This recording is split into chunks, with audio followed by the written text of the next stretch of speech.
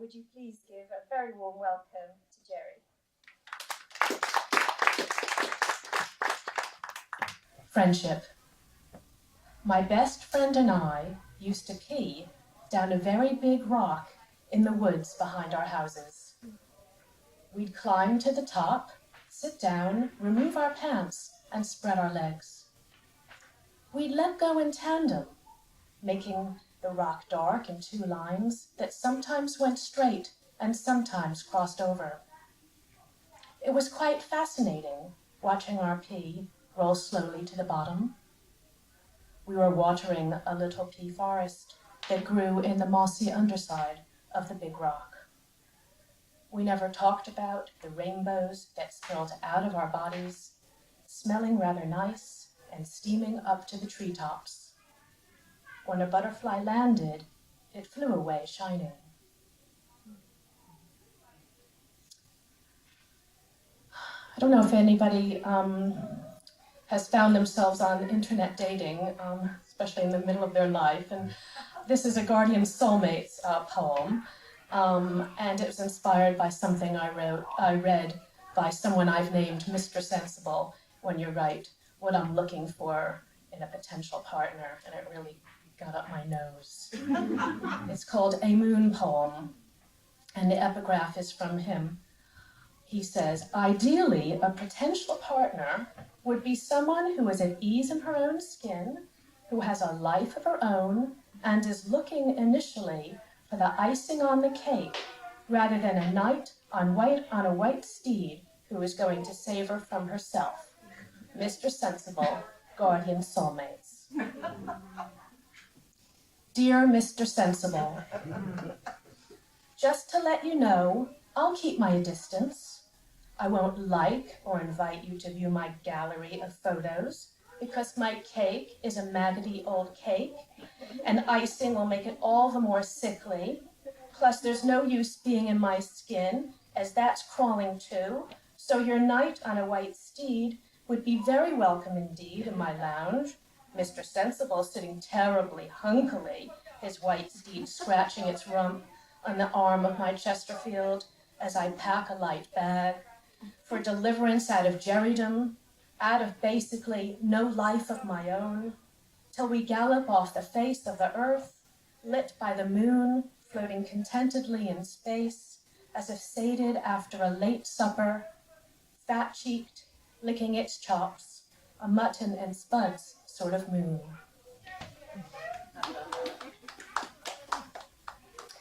Next poem is for my muse, who is my dog.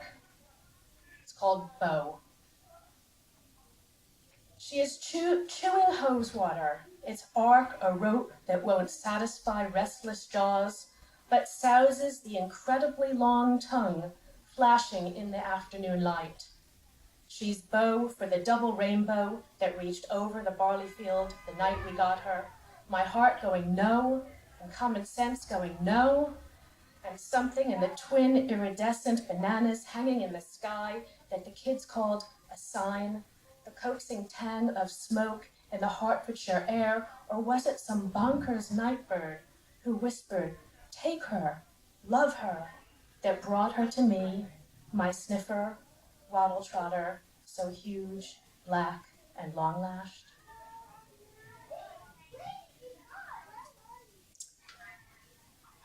The next is another animal poem, but it's not very nice, and it's about a rat that managed to get into my house via the cat flap when I was away for a month and made a home there in my cooker. And it's called Ratified. You are desperate not to sully your poem with the colonoscopy of sorts you're performing on the dark the rat has left for other savory environs, as, trembling, you shine a torch into the farthest reaches of the oven, your husband saying, doing great, honey, doing great, inside the computer screen perched on the counter, until at some interminably later date in the week, the rat dies across your silver-plated cutlery like someone's lost toupee floating on a crest of silver waves. You want to turn over a new leaf, move on to a new and better poem, but you can't understand the ending yet while you are standing there a long time, the cooker incinerated and kitchen in ruins. The rat has the daylight stuck in its fur, and you want to say, it smells hysterical, if that makes any sense at all, if that's not giving too much away, you're thinking, as by the grace of God, you raise its corpse with barbecue tongs, and the long tail of your mind scurries across the page and beyond.